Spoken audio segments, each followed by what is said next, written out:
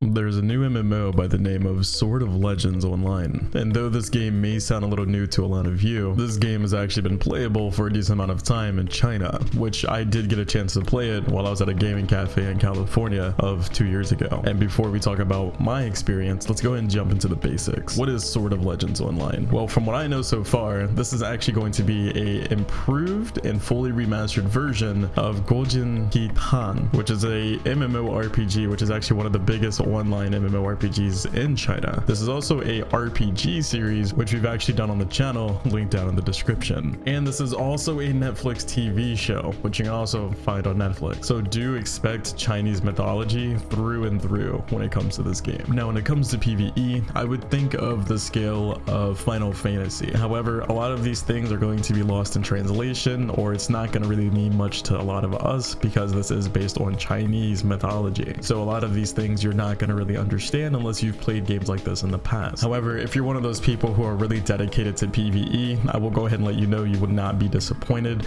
There's a lot of things to learn, and when it comes to the Chinese community, they're extremely passionate about this series in general. Again, this is a TV show, this is an RPG series, and this is an online MMORPG type of thing. Kind of the same scale of like Final Fantasy and how diehard you guys are for Final Fantasy. I think even more so you could compare it to how popular Phantasy Star Online is for Japan compared to how it is for NA. Now, I've already seen some other content creators talk about this game, and a lot of them don't really know about the PvP. So to clarify, there's PvEVP, there's structured PvP, and open world PvP, or faction versus faction. Game is action combat, but I would think it's more similar to Blade and Soul, or even Guild Wars 2, where it feels so fluid, it feels like action combat.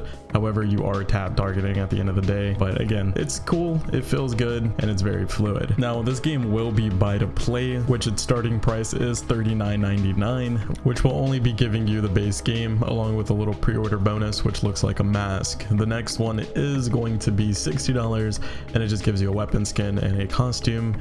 And then the last edition, which is $100, you get a weapon skin, the same costume you get from the deluxe edition. You also get an assassin costume, and you get a flying mount, as well as a fancy housing bundle, and obviously the base game and the pre-order bonus, which is the mask. So at the end of the day, from what I've played, I do recommend just getting the standard edition unless you really want a costume. However, well, from what I remember, there was cooler costumes in the game already that were better than the starting costume that we get. So I recommend just saving your money to buy a costume in game. A couple of things that I did forget to mention is that this game does have 5-player dungeons, and it also has raiding, some pretty cool world bosses, and has an extremely sick fucking player housing system. I'm actually willing to say it's probably one of the coolest player housing systems you'll ever see, and this game does feature only 6 classes. No gender lock though, so nut. But yeah, that's pretty much it. There are a couple of things that I could go in detail on, however I don't really want to do that because this is supposed to be a improved remastered version, Gojin Hitan Online, which is the Chinese version. So things that could have been lacking back in the day could be way better improved on for the NA version.